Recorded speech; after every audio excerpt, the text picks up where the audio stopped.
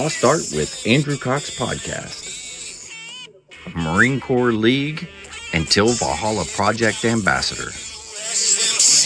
Now streaming on all major podcast platforms. Thanks for tuning in to the podcast that's given a voice to our veterans. The Lost Art with Andrew Cox. Hello, my friends, and welcome back to the Lost Art Podcast, that podcast giving a voice to our veterans. I'm your host, Andrew Cox, and today we're having a Marine veteran, William Pruitt. But before we get into the episode, are you enjoying the podcast? Then make sure you go to the website. That's thelostart.podbean.com. Go check us out, see what we're all about. There is a merchandise tab. You can go in there and get you a cool shirt, get you a hat, get you a cup. You can even get you a little hoodie if you want, but there's all kinds of goodies in there. It'd be much appreciated if you went in there and were able to help us out and getting our veteran voices out for all to hear.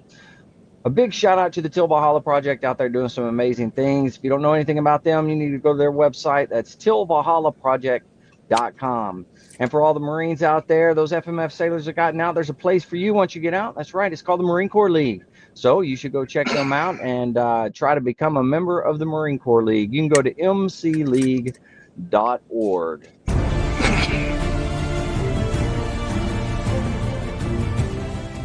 Are you a Marine veteran? Are you missing that bond you had on active duty? Then I have a place for you. Join the only congressionally chartered Marine Corps Veteran Service Organization, the Marine Corps League. Get that brother and sisterhood back in your life. Become one of the fewer, the prouder, a Marine Corps League member.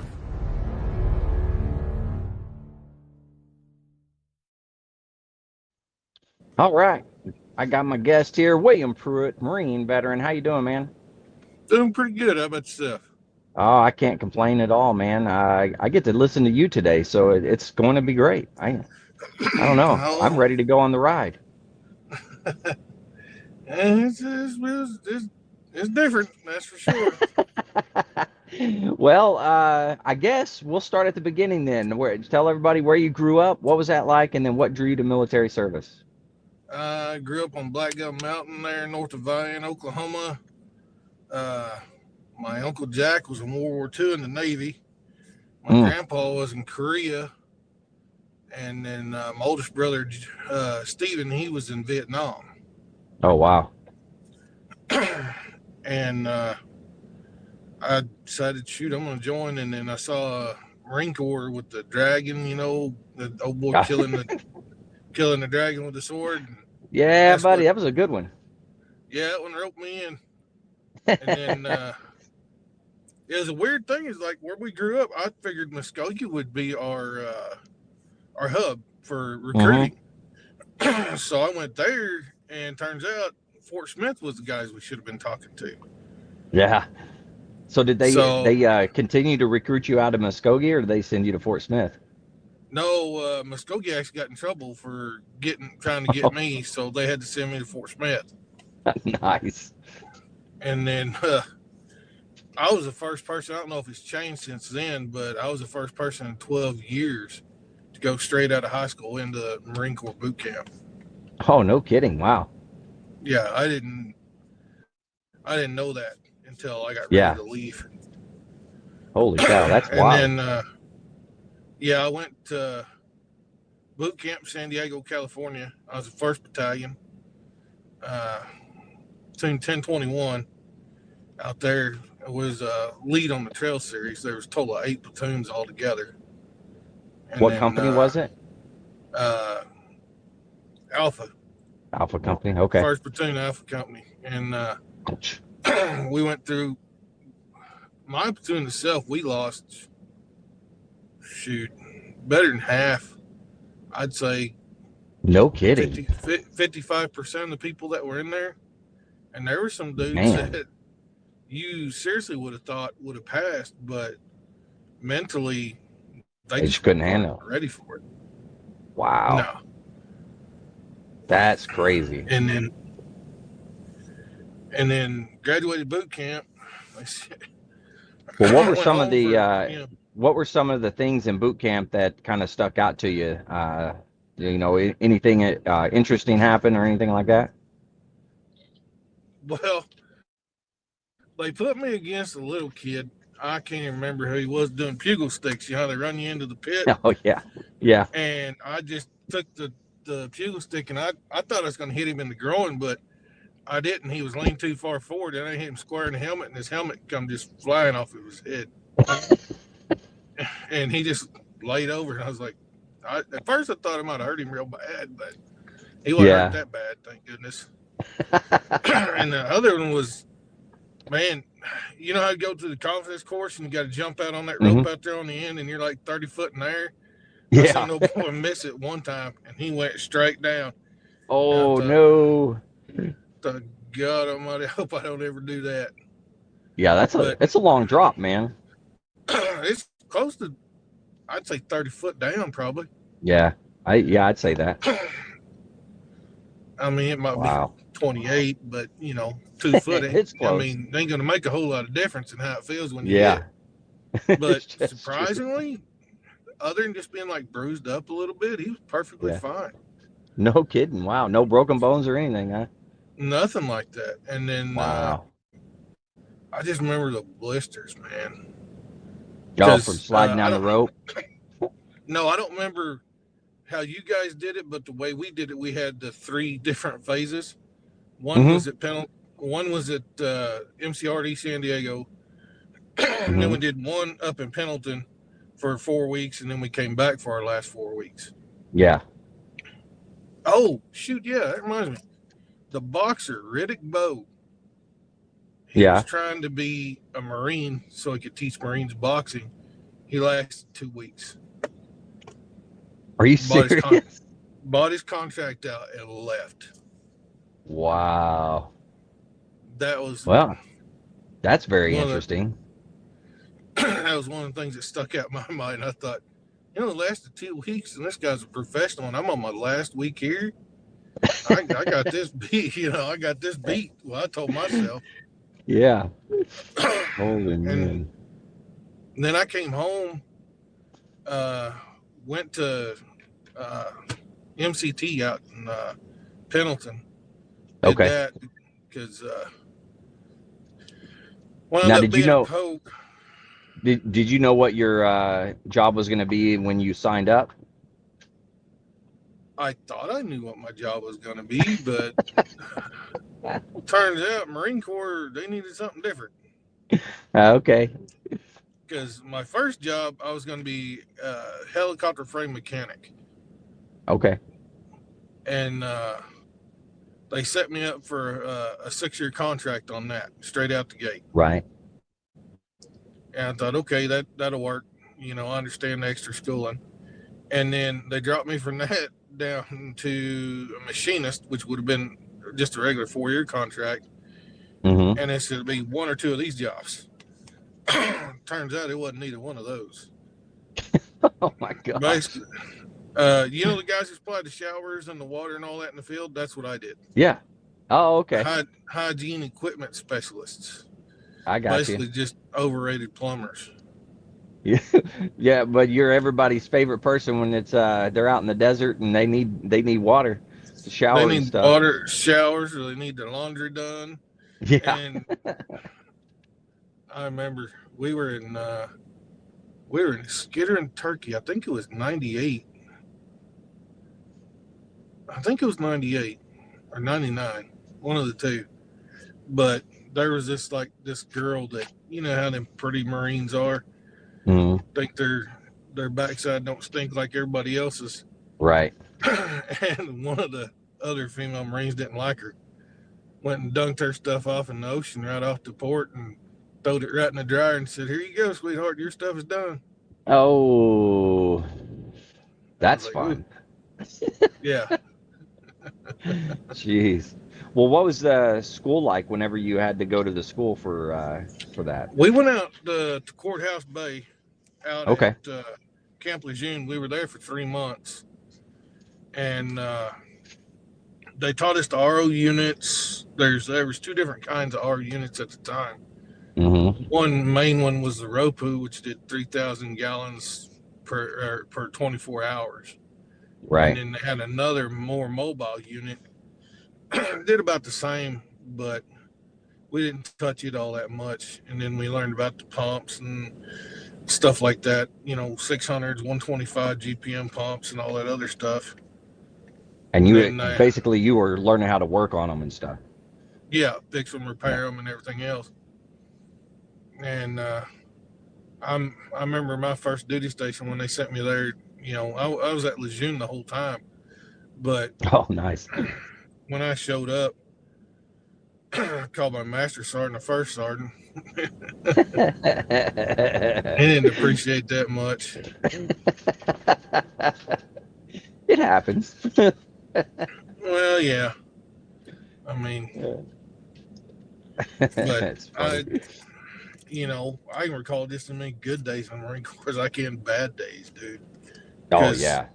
deployment wise, like I think you guys went in the Navy. In the band, I think y'all went to Turkey, didn't y'all? They did. Well, I wasn't in the 2nd Marine Division band, but they did. Yeah. Mhm. Because I remember that was me and John Bennett. He was in FSSG Forward. He was working with them. Yeah. And I remember running into him. He was a corporal at the time, and I was a lance corporal. No kidding. Wow. Yeah. And that was out in Turkey, you said? No, I met him a couple of months before we left and went to Turkey. Oh, I see. Turkey was like my 4th or 5th deployment, man. They had No me kidding. gone all the time. We was in Jamaica and everywhere else. Just gone all the time. With my unit, Yeah. we were gone constantly. Now, who are you attached to? The FSSG? Mm-hmm. Okay. But And I then was with what? the 8th Engineer Support Battalion. Oh, I see. Okay. Now, did they like just farm you out to different units that were going on deployments? Is that kind of how it worked? Yeah, it's kind of how it worked. It's like you had the MSSGs. They would Mm-hmm. they'd take them like 4 or 5 guys. But the bad thing was they always took the new guys, and they'd take Yeah. one corporal and they'd go, okay, you're in charge of the 3 new guys or 4 new guys, and y'all are going to go to MSSG 22, 24, 26. So you Yeah. had one guy who knew what he's doing, and the other 3 or 4 didn't have a clue. Oh man. But you always had people coming and going in and out of shop. Like we'd have guys back then. Your Okinawa was 1 year, so we'd have guys coming in after going to Okinawa, and they were either lance corporals or privates. Yeah. Yeah.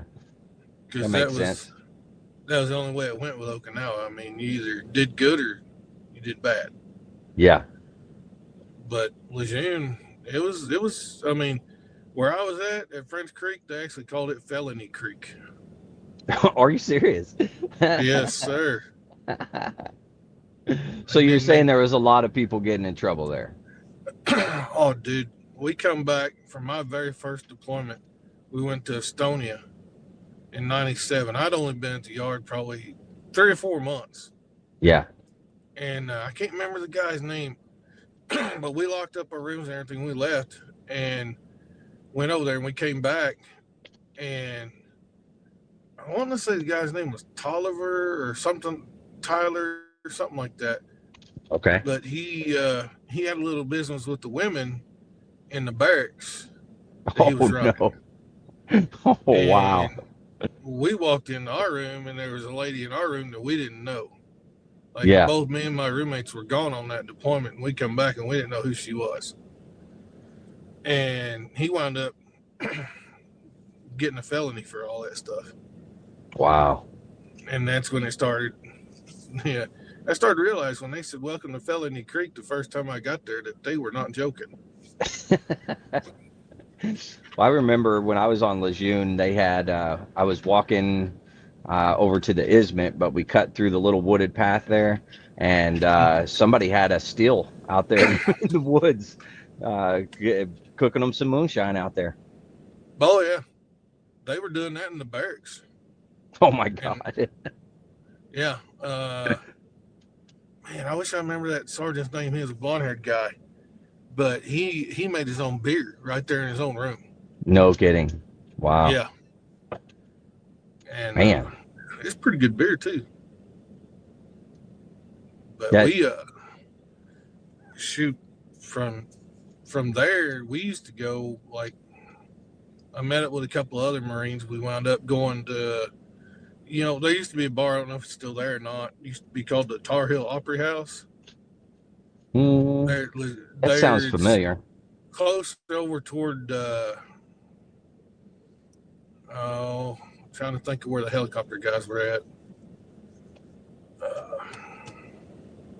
Are you talking New River. New River? It's over by that. Yeah, it's over by New River Air Station. Okay. Because I remember Jarrett Cooney was stationed out there. Mm-hmm. I don't know if you remember him or not, Mm-hmm. but he grew up on the mountain too, and we ran around, and he's the first guy that ran me around base and kind of don't go here, kind of around town area, which ones to avoid and all that. Yeah. And he's the one that took me up there to Greenville, North Carolina. He's the reason I met my first ex-wife. Oh, really? Wow. Yeah. And you met her in Greenville? Yeah, she was going to college up Yeah. there at Eastern Carolina University. Oh, I see. Okay. Very nice. Now, Yeah. did you get married while you were in? Yeah. Okay. And I still blame him for that. Every time I see him, I thank him for that. So it didn't go as planned, you know. Oh, it went horribly off the deep end. Yeah. It Yeah, happens. Yeah. Yeah. I can see. Yeah. she wound up cheating on me with a sergeant I thought that was my mentor. Oh man. Yeah. So That's I didn't. that's messed up.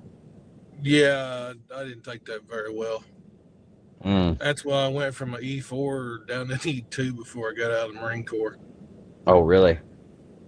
Yeah, at that point I wasn't scared of nothing anymore. I was just, if I had an opinion, I'd tell you. If you didn't like it, Mm-hmm. by God, we'd go fight about it. I didn't care one way or the other.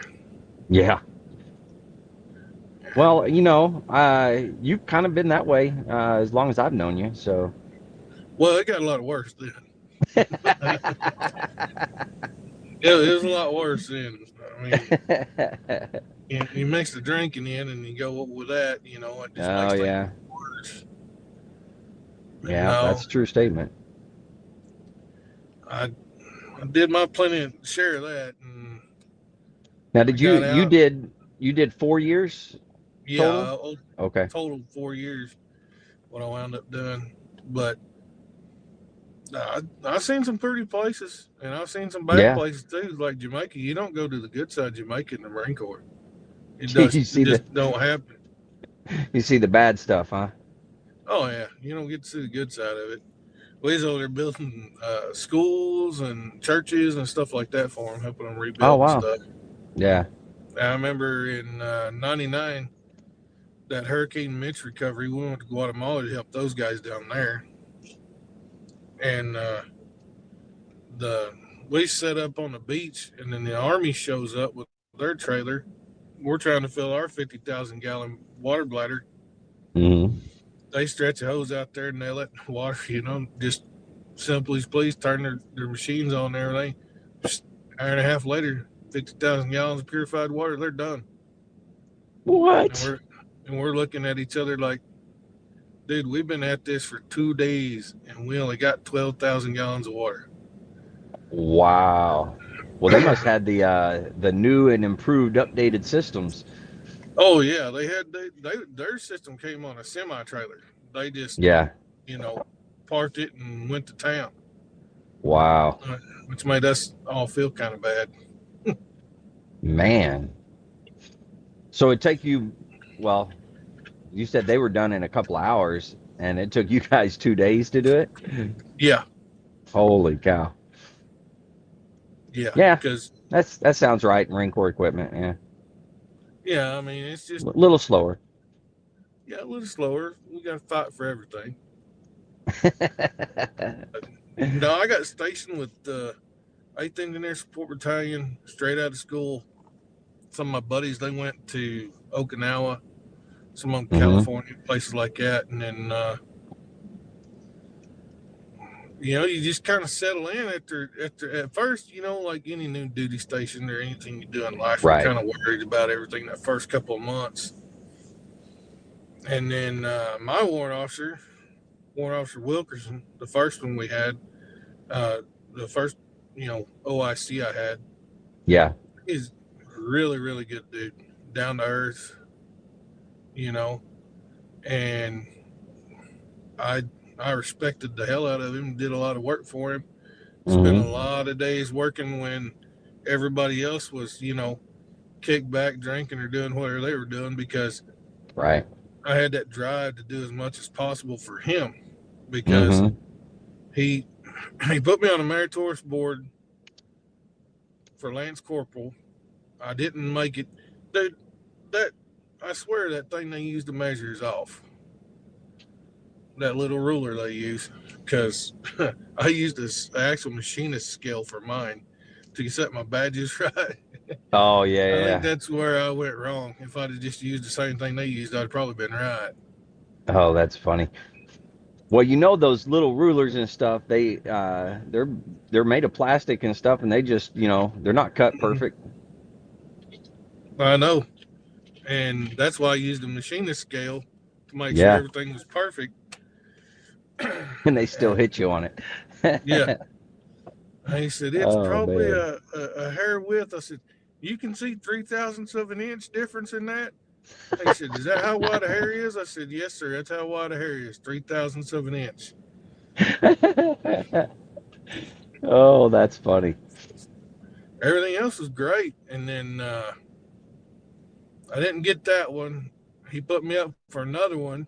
But by the time that one came around, we was already in Estonia. So there's no way to do anything in Estonia. Oh, right. But the funny thing is over there, like I was in charge of all our embarkation for, our little group of people to Mm-hmm. go over there. And we were the first ones done. I got my first Navy Achievement Medal there by Nice. getting that done. And then I had to go help other groups find out, Yeah. how to do their stuff. And we get over there. I remember they brought the pre-positioning ships in, unloading them and Mm-hmm. everything. This is kind of cool. If you've never seen one up close and personal, they're freaking huge, dude. Oh, yeah. They are huge.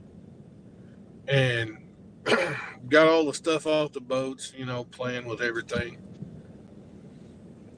Get done over there, and we start getting ready to come back. And I remember the warrant officer was gone, Staff Sergeant Barton was gone, and Gunny Diaz, he was gone too. And it was just me and Sergeant Griff was there. And Sergeant Griff was off doing other things, so they handed me the walkie-talkie. So I'm telling officers, second lieutenants, first lieutenants, captains, and all that, Yeah. where to pre-stage their stuff at. Mm-hmm. And one of them finally realized it, and he was like, "Are you telling me you're a PFC telling me where to stage my stuff at?" I'm like, "Sir, regrettably, true, yes." He was like, "I just wanted to make sure that, it's kind of weird that I'm taking orders from you." I said, "Well, no, I would never venture to give you an order. I'm just making a suggestion. That's it." But I bet they took it. Oh, they did. They Yeah. did. Yeah, because I don't know what his rank is now, or even if he's in the Corps anymore. But Yeah. it was what the heck was it? It was Colonel something or other. He's the one that actually wrote down on my NAM that for me to get it. Oh, nice. Yeah, Yeah. very nice. He wrote a little deal in there for me and everything. Like personalized it. Yeah, Yeah, that's really cool. because I remember there for about a week, dude. I didn't eat or sleep or hardly nothing because I was either driving Humvees up and forth or 5 tons back and forth, trying to get everything up to Cherry Point so we could get it out. Yeah. And then we left on that deployment. We came back, and then as a couple months later, we left. We went to Jamaica, came back, left out of there. We went to Now, man. There's how long were your, like, when you went on the deployment, how long is it? 3 to 4 months at a time. Oh, wow. Okay. Because you had your 1 month gathering all your stuff, getting everything prepared, finding out your chain of command and all that with FSG forward, and then you deployed. 3 to 4 months, you come back, you spend a week or two getting undone for that one, getting checked back into your yard, and then they go, oh, guess what? You're going to go here, and you go over here and go there now. Wow. Which So is, you were spending the majority of your time on deployments. yeah, the vast majority of my time was on deployments. Yeah. Wow. And then how many you say total that you did? I'd say at least 5 deployments altogether. Yeah. So Holy cow, man. vast majority of my time was gone. Like the whole time I was married, the year I was married, I think I only spent like 3 months in the States. No kidding. Yeah. Wow. Man. That's insane. That's a lot of time traveling, man. Yeah. Well, I mean, my last year in the Marine Corps wound up being my worst year there, though. Oh, really? Oh, yeah. What was the your last year? What made it so bad? Well, found out the ex-wife was cheating. Mm-hmm. I mean, I've never been opposed to drinking ever. Just here the last 10, 15 years since I picked up my CDL. Well, 20 years since I picked up my CDL. Really don't do it that often. Yeah. Because they can bust me with a .04 and give me a DUI, my Class A Oh, CDL wow. versus a .08. So I've never risked it once I got my Yeah. CDL. Holy But cow. yeah, it started with a lot more drinking, a lot more getting into fights. Mm-hmm. Just a lot more Wow. I don't care attitude. Yeah. Because So they didn't, I mean, to this day, the Marine Corps never did nothing to him that I know of. really? Yeah. That's crazy.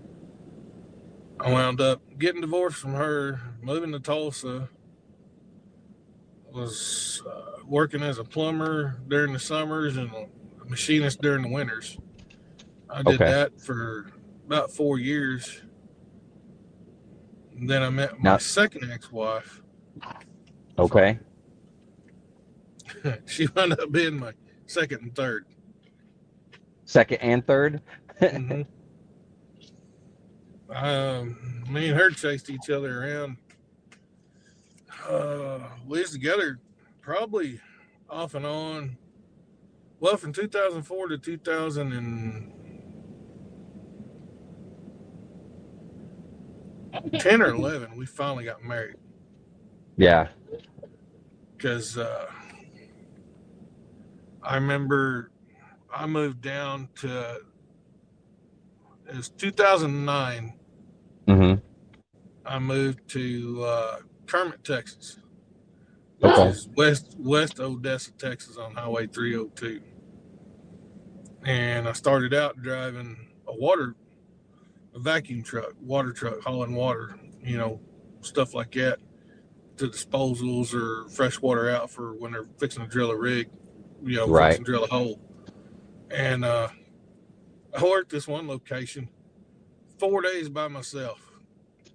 I mean, I ain't gonna lie to you, I cheated. I found me a location where they already had drilled the hole and they'd left and everything. And I was hauling the loads over there, about 3 loads I'd haul there and 1 load I'd haul to town and dispose of it. So I was cheating. Yeah. Doing the best I could to keep up with the flow because everybody else is gone. I didn't know what happened. Nobody called me. Nobody told me what was going on. And come Monday, shoot, I had 5 guys show up. And I said, yeah, y'all can take over. Y'all do what y'all want. I'm done. So I took me a nap before I headed to the house. And one of them guys woke me up. And he said, you want an easier job? I said, God, would I? He said, we'll bring you into the flowback side. I was like, well, all right. I started working for Pro Well Test and Wireline. They gave me a Okay. 2500 Dodge and Oh, uniform nice. keys and all that. It was a '08. Yeah, it's 2 years old because it's 2010. It was '08. I went to work for them. And then I got a job offer. The neighbor guy, he was looking for operators for his company he was working for through Oil Okay. States Energy Services. So I said, well, how are they going to treat me? You know, ask the basic questions, you know. And sounded good because their insurance started day one. Like, as soon as you Yeah, signed on, your insurance kicked in for everybody in the family. that's a good deal. So I took the deal with them, and man, I wasted a lot of money them years. Yeah. Went on a lot of cool trips to places, but So you traveled with them a lot then with that company? No. no, I stayed out in West Texas, man. Some of the worst environments of your life. Like Yeah. it would take me 35, 40 minutes just to get to a decent dirt road to take me an hour to get to a blacktop. That Oh would my take me God. another 2 hours to get back to Odessa, Texas. Oh God. Like You were literally in the middle of nowhere. yeah, Toya, Texas. We were out Wow. there way out past. It's on 20, like you're going to El Paso from Yeah. Pecos. Mm-hmm. Get out there and you can get lost off in them places off in there. Wow. Because back then, it ain't like it is today where they got the what they call the Rig Pro, where they tell you where the old rigs are at and everything. All right. They didn't have that back then. You just had directions and you had to go. And It's like written down direction type of deal, like turn right at, this highway or whatever. no, you go so many miles to this intersection, make a left. Go so many miles to this Oh intersection, make a God. right. Cross this category, make a left. Oh jeez. Yeah, I mean you're way off in there. Hell, even one of them said if you see this tree and it had description of tree, you've gone too far. Back up 2 miles and hang a left.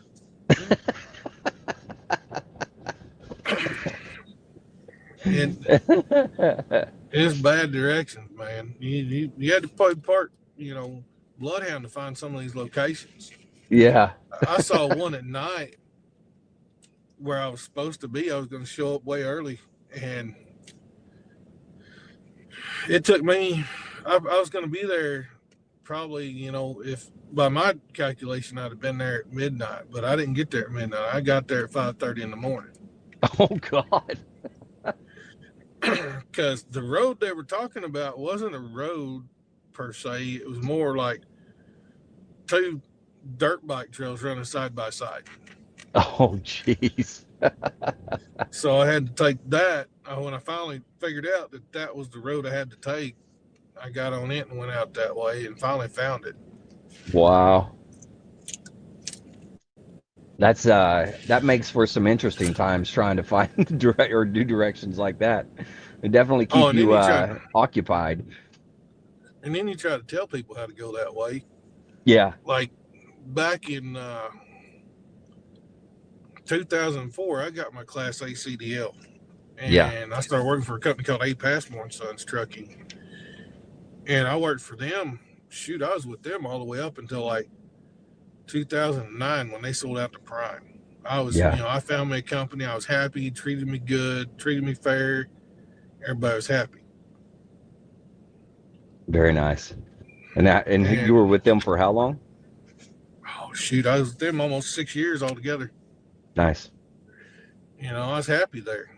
I was home almost every weekend. Yeah. And, I mean, I made plenty of money. I mean, I still had, still do what I want to do on the weekends. With them, I could count probably 7 or 8 times I didn't make it home in those years on a weekend. No kidding. I had to stay out. And then That's really good. Prime come in and bought them out. And first thing they done was take our triple digit trucks and turn them down to 64 mile an hour. Ooh. And in 1 month, they shut that whole company down.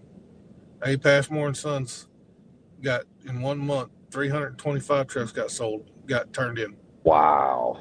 Drivers just quit. Dang.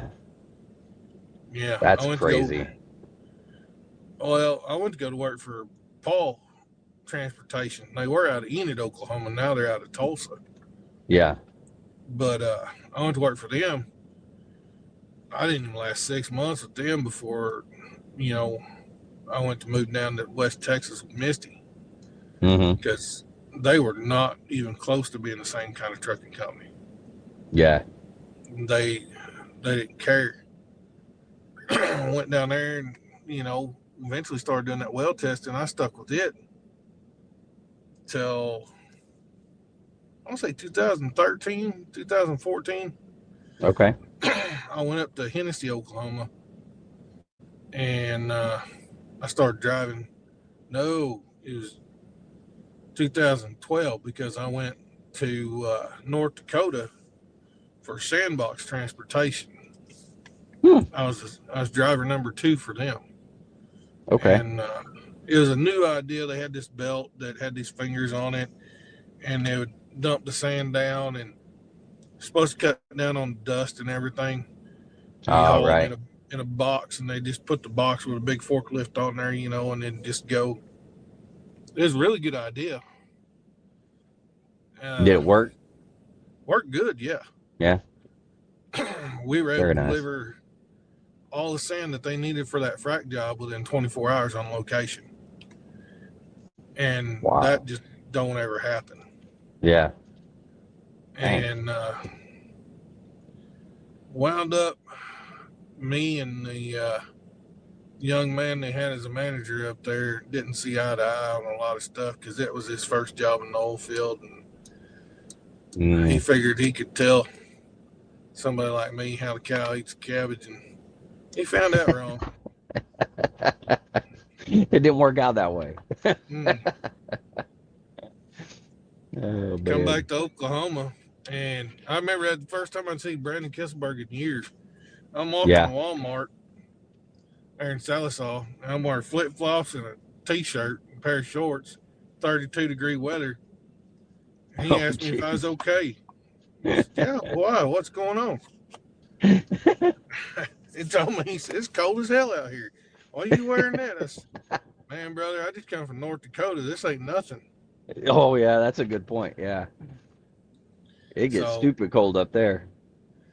oh man, the coldest I've ever been in my life, though, Prudhoe Bay, Alaska, minus Oh, yeah. 72 degrees. Oh, my God. Yes, sir. Jeez. But Minus 72. I didn't even know it got yeah. that low. Oh, yeah, it's painful. It gets down there painful. But yeah, I wound up working for Brandon there for a little while. I took a break. Just, Yeah. It's like, I'm going to go home for a little bit, relax. Wound up working for him for a few months. And then I was like, well, I'm going to go back. Yeah. Went back because I went to Hennessy, Oklahoma, worked for them for a while for Stallion. Yeah. And then I left them, went to a company called Steelman Transportation out of Springfield, Missouri. Mm-hmm. Worked for them for a few years. I was thinking about buying that truck I was driving, but I never did. And then I left them, went back to West Texas, being Mystic parted ways again. And then wound up getting back with her. And it'd be, yeah, it was about 2013. Okay. We got divorced first time. Mm-hmm.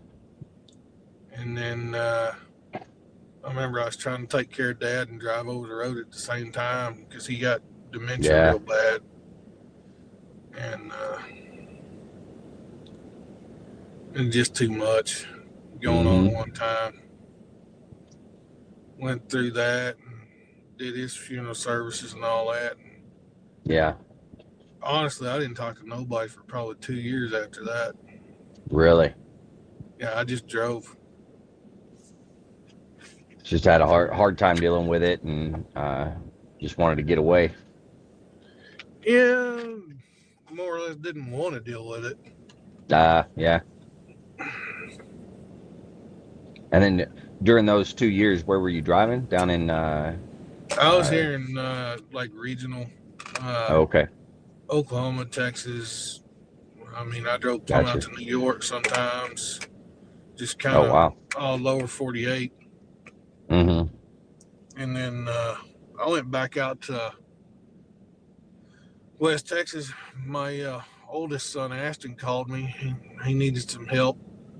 So I went out there and I went to work for a company called Cameron. They were for Schlumberger. They told me they'd put me back doing well testing, and I worked for them jokers for a year and a half and never seen any part of well testing. I've seen a What? lot of wellheads and bolted up a lot of big old iron so they could do frac jobs, but never Yeah. seen no part of flowback. No kidding. So I quit them and went with a company called Murphy Well Control. I was out there for a year and with those guys, Mm-hmm. and they treated me right. I mean, I did good with them. And then shoot, trying to think, I left them and went with Security Specialized Transportation out of Kellyville, Oklahoma. Not Kellyville. Uh, Basically Hmm. Glenpool, Kiefer. That's the word it Okay. sounds like. Went to work with them and pulled oversized loads for a few years, Yeah. and then not this winter, but the winter before, I was up in Alaska. A good friend of mine, Justin Little, I served with him in the Marine Corps. He wanted me to come up and visit, so I come up and visited him in September, and then by December, I was working up there. No kidding. Mm-hmm. Now, and what were you doing up there?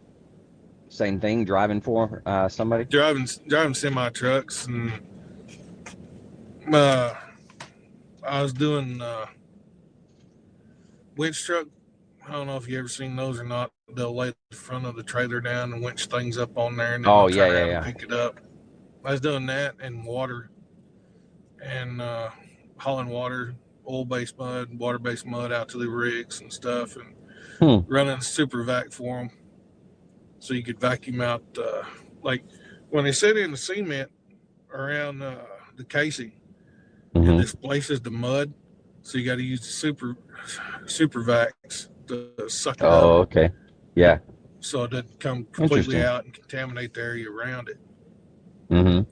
So we were doing that, and it was, I mean, it was fun up there for me personally. I mean, I drove through Yeah. some weather conditions that maybe might have been questionable as I should have been on the road or not. What? Tell us a little bit about some of those experiences up there. Well, the first time I ever drove through that weather conditions like that was I was following another guy because we had a convoy. They had Mm-hmm. it's like stage 2 or something where you had the convoy.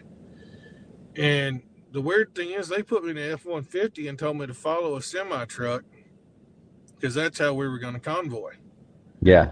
And I thought, that's not convoying. It's normally 2 semi trucks together. Yeah. But they stuck me with that guy, and I had to be so close to him to keep from losing where he was at because the snow covered his taillights and stuff. I was Wow. probably 5, 6 feet off the back end of that trailer. Good night. And how fast are you guys going up there? Oh, we weren't going fast, probably 15 mile an hour. Oh, really? Wow. Yeah. Well, the top speed out there on the ice roads is 35. Oh, I see. Yeah. You can go any faster than that, you're in trouble. And sometimes, like they had one quarter that when you're coming out of Prudhoe Bay, you get on the ice road, and it was the second corner you were on. It hooked a straight 90-degree. Oh, So if geez. you didn't slow down for that one, you were sliding plumb off the ice road altogether. Yeah. Man. Like Now, I it'd be would imagine. clear. It'd be so clear at night sometime with the moon up that man, I swear you could just turn your headlights off, and kept driving. No kidding. It's Yeah. got to be gorgeous, though, just looking out over everything. For what it is, I mean, when you get out there and you're away from actual Prudhoe Bay and you're in the middle of going out to the rigs, you get the Aurora Borealis going on. I mean, it's beautiful up there. Yeah. Now, did you get to go and enjoy the sights and stuff like that while you're up there? Oh yeah, I hit all the tourist attractions the way you could up there, Yeah. And then I've been, well, from Dead Horse, I've been as far out across there to ConocoPhillips, where they're building their new area, which is supposed to be pretty much the same size as Prudhoe Bay. Oh, wow. They're building like two more areas. They're supposed to be pretty much as big as Prudhoe Bay is up there. Wow. And those are to the west of Prudhoe Bay, where we were at. We were actually like 35 miles west of Prudhoe Bay, where they were drilling. Okay. So you had to cross a couple of rivers and stuff like that to get out there to them. Yeah. But when it's froze over, it all looks the same pretty much. Yeah. But we had one snowstorm hit out there. Oh, man. I got a video on my TikTok of that one where the delineators on the side of the road, they're 20 foot apart to make sure you stay on the road. A 15-minute, probably 20-minute drive normally on any good night took me 2 hours to get home. Wow. That's insane. I guess that's, what do they call that? Snow out or whiteout conditions? Whiteout. Yeah, whiteout conditions. Man. And then we had one lady up there. She was driving, and she just happened to hit a slick spot, and it moved her whole semi truck from the lane she was in, plumb across, over, off into the snow, and she didn't touch. I don't know how she didn't take out at least 2 of those delineators, but she didn't take out nothing. All I had to do is hook up the truck to her, back her right out. She went right on. No kidding. Wow. Yeah. Now, did you have any close calls like that where you're sliding around and stuff? Oh yeah. I mean, I had some times where you're going and they just sprayed the road, and it gets real slick up there when they first do it. Yeah. And I was just tooling along. Just next thing I know, I'm jackknifed and having to pull the trailer brake to slow the trailer down, grabbing the gear to speed up to get back out of it so I could get control of the truck and trailer again. Oh my God. The first time you ever cross you don't think about it while it's froze over, but when it starts melting and the water starts running over the road, that's when you start questioning things.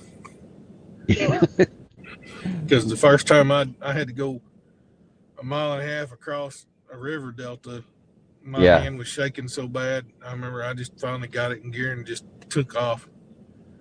Wow. Now, you were saying earlier that you were the last one to go across once. What was going through your mind as you were doing that? Well, I had the door open and remembering what those 2 guys told me. There's one on each end of this crossing, and all they're there for is recovery. Yeah. So you can either stay in the truck and be easily found or jump out and they'll eventually find you. Oh, God. Wow. And I just went across there just hoping and praying I'd make it across the other end, and I did, and I was happy. But when I showed up, they were just kind of like, why are you here? Yeah. Like, well, I got the oil. Okay, cool. But they shut the road down earlier today. You didn't get Glad that one? something. No, they didn't think I was going to make it with the oil Yeah. base mud. So I made it out there. I was kind of beside myself a little bit over that one. Yeah, no kidding, man. Yeah, A that's a little too scary. little mad about that deal. But earlier in the day, though, when we were doing our shift changes, Mm-hmm. we were making that same crossing with a Ford F-150, and the back end of it was floating up and around. So we had to throw semi-truck tires in it to weigh it down. No kidding. Oh yeah, Wow. it was it's wild up there, but it's beautiful up there at the same time too. Yeah.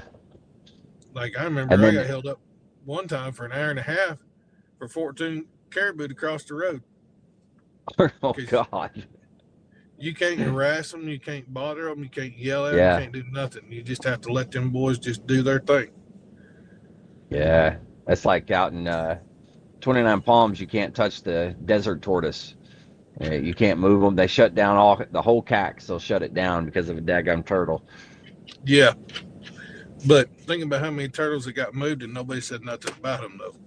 Yeah, well, yeah, that's a good point. You know what was happening. Yeah, yeah, that's no like. I remember me and Ren one night we come in and we were tired, man. We'd worked like 16 hours.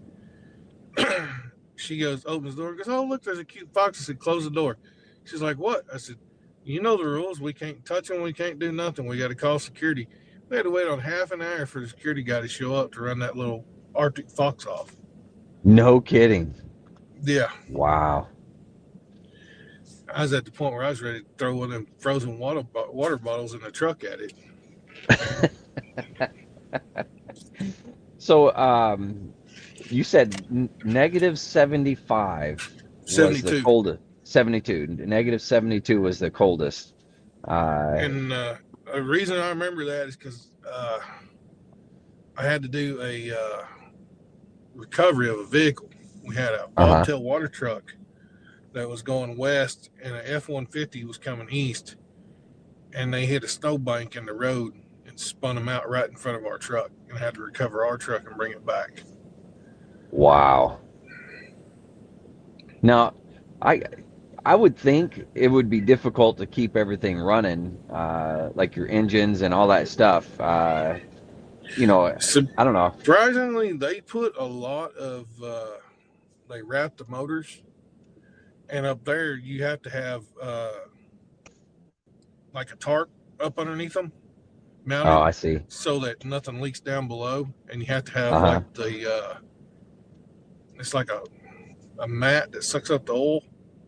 You have to have Yeah. that because you can't run uh, you can't run them on the ice road unless they're done that way. They have so many rules and regulations that Right. you have to do that, like those trucks go through constant inspections, constant, Mm. and So they're they're constantly they're putting a washed lot of out. money into it. Oh yeah, the trucks that like I was kind of surprised on how they did their fueling, which I kind of Mm. like their fueling way. The way they do their fueling is you get on the radio, you holler at the fuel guy, whether you're on the east side or the west side, tell him what pad you're on. He comes out there and you turn your hazard lights on. And he fuels you up and everybody else on the location, and he leaves. Hmm. You didn't have to go to the truck stop. That's the worst thing about driving over the road or driving period for a truck driver Going through is this. Yeah, I going could see that. because I've seen all kinds of stuff going on at them truck stops that I just people fist fighting and everything else. It's I Mm. don't like it. That's why I prefer to go to the mom and pop little truck stops. Yeah. They're definitely I would assume better overall, less traffic and Yeah, maybe less harder to aggro. get in and out of, but Yeah, but overall, your experience is way better with them smaller ones. yeah. But right now, the company I'm contracted through right now, I work 12 hours a day, and I don't hardly do. It's not hard work. So Yeah. I do. I actually make now. I make the oil-based mud and the water-based mud that goes out to these oil rigs. Oh, really? Yeah. Oh, that's really cool. And where are you? You do that? Where are you doing it at? In Odessa, Texas, but I live in Okay, Midland. I got you. All right, very nice. And are you planning to come back to Oklahoma anytime, or? Well, I'm here right now against my Yeah, will, kind of. but no, I passed by where the old house was. They redid the road and they totally knocked the old house down and everything. oh wow. Yeah, I haven't been up that way in forever, man. yeah, it kind of hit me in the old feelers yesterday when I come through there because Yeah. the old road's still there, but you can see where they're making the new road and Mm-hmm. where they start out in McQuicks and they pretty much just straighten the road out across there across Yeah. that valley. They filled a lot of it in. That road that cuts off go to Gil Risley and Danny Cordray and all them guys. Yeah. It's gonna pretty much hit there, and then they just pretty much flattened it out straight down there, right across the top of the back porch of the No house. kidding. Jeez. Wow. Took the barbecue pit and everything in. Everything's gone. Dang. That's it's a shame how things change like that, you know. Yeah, it took a lot of work on my part to build all that. Yeah. Okay. You know, and as a kid, you spend years building all that stuff, and then you know you look back at it and think, man, it's all gone now. There ain't nothing there. Yeah. Well, shoot, is there anything else that we missed that you want to talk about? Mm, no, not really. I mean, I just kind of pretty much just stuck with the oil field and between the oil field and trucking mostly. Yeah. All right. Well, as we get close to the end, I always do these fully automatic rapid fire questions. So this will be fun and exciting.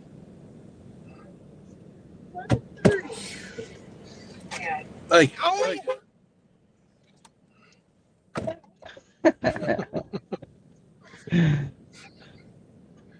crazy people in your life. Yeah, gotta But love it, yeah, man. you're saying the rapid fire questions? Yeah, you ready for some rapid fire questions? Sure. Okay. What is your proudest military moment? I'd say the first NAM I ever got, Yeah, reading I what was like it. on it. Yeah, and that's the one the colonel wrote something special on it, right? Yes, sir. Yeah, very nice. All right, what is your most embarrassing military moment? Mm, I'd say when I got that Copenhagen lid tattooed on my right calf, had to do PT the next day. And Gunny Diaz pulled it off and he gave me a butt chewing for that one. Destroying government property and all. I love it. All right, if you could be one military leader for a day, who would you be? Big comment on the Marine Corps, of course. Mm, yeah, that's a good one. That'd be a fun Oh, time, I think. that's one thing I was going to ask you about. I forgot about that.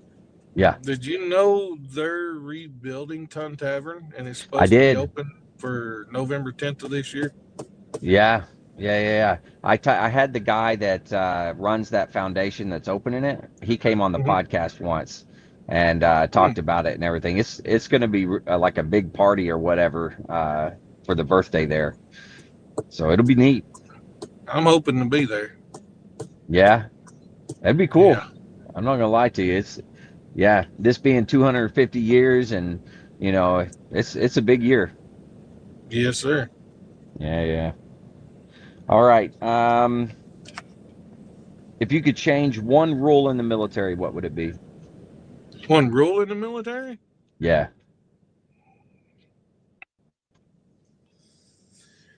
That 15-minute rule, 15-minute prior to 15-minute prior to 15-minute prior. That's a good point. If our formation is at 7, there's no reason to be there at 6. That is true. We can be there at 6:45. Yeah. But you know how it 15 is. to the 15. Oh, yeah. Yeah. Gotta love that. Yeah. What is one skill or lesson that you learned that you still use today? Patience.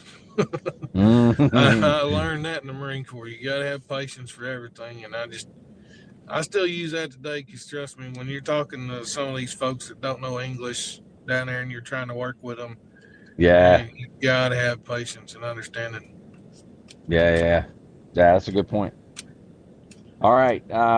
In the zombie apocalypse, what would be your weapon of choice, and what anthem would be playing in the background?